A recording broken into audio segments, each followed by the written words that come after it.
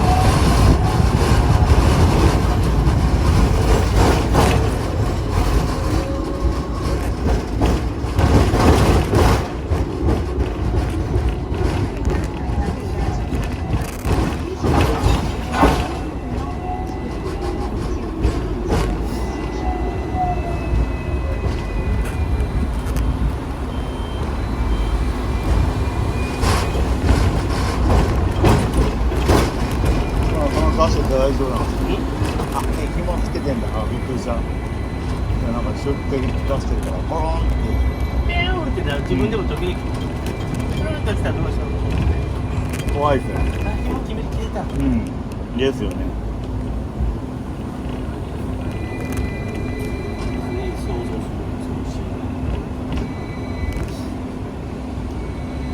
どうなんていうの？これ今紐つけてなかったら怖くてこうポコーンと向こうに。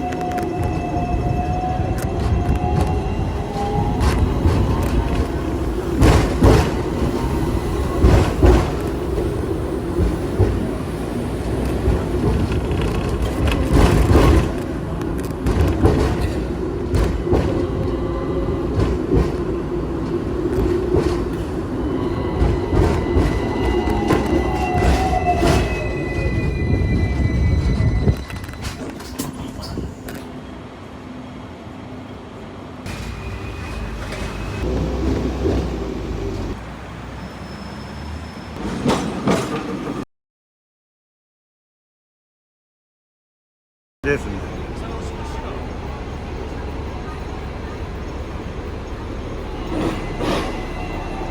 なんかアイドルみたいな。